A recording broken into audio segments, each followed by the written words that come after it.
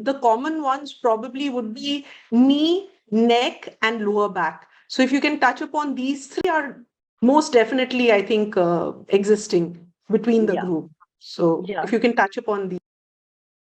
Okay. Knee pain, it's definitely a muscle imbalance. Um, it's shocking, right? Surprising. Some of you will go to orthopedics. I have nothing against them, but I just want to give you a few basics, ladies.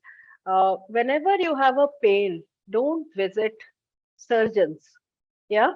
Don't visit an orthopedic, for example, because they can only tell you something about bones. They are super specialists and they're specialists of bones.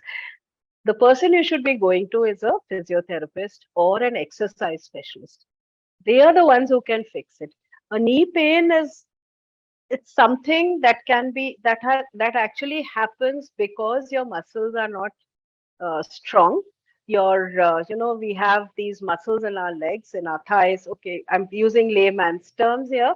The front part of your thigh has what are called quadriceps, and behind your thighs, the back part, that is called your hamstring, right? So normally your hamstrings are tight and your quads are weak, which is why you start getting knee pain because it's not able to hold the knee joint properly. Yeah, it's not able to pull them properly. So the moment these muscles are weak or tight, you experience pain, and this is reversible. Don't go in for knee. You go to any XYZ hospital, they'll have targets. Never forget it's an industry. Yeah. And they have targets. And they will say, okay, replace it. Or you go to any, like just like you go to any cardio and they'll say, acha, stent laga lo, no? Because they have to sell it. So be careful.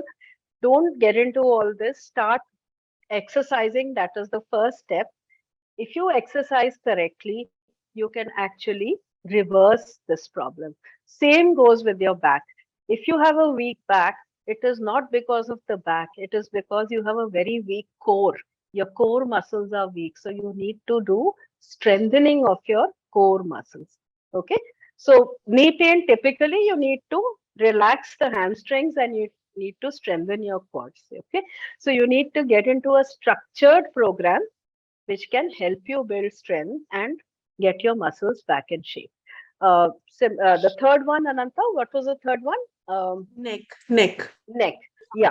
The neck, of course, is invariably it's an overuse injury or an overuse strain. And that again happens because, this one muscle, mostly you're leaning forward, yeah, and doing work. So that's why we have ergonomics in the workspace. So for example, if you are always looking over something or if you're trying to pore over stuff, so instead of that, you can maybe have an inclined table, just to give you an example, so that it is in front of you rather than looking down on something. So these are ways you can stop it. Now, neck pain, again, you can fix it completely. There are ways, there is acupressure techniques, and even, of course, regular muscle strength training. There are ways of doing it, but it has to be with a professional. Don't try doing things by looking at YouTube. That's the biggest disservice you can do to your body because those are very general things. They are not, uh, and like all of us are unique, uh, all our bodies are unique. What works for X may or may not work for Y, and what works for Y may not work for Z. So it's always customized, and that's what works best.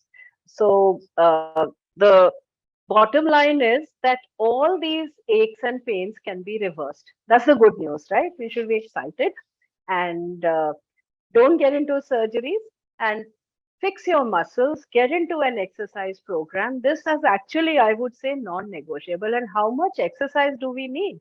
Uh, that's a question I get asked often. I would say that if you just want to maintain good health, then you work out about 150 minutes a week.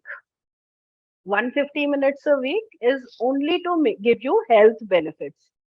But if you want anything beyond that, yeah, if you have a goal, which is why I tell my clients that okay, 10,000 steps is just the beginning. It's what you do beyond that is what is going to count. So exercise starts beyond 150 minutes a week. that's what we consider exercise. Okay. When I say exercise daily, it means 150 plus whatever else you're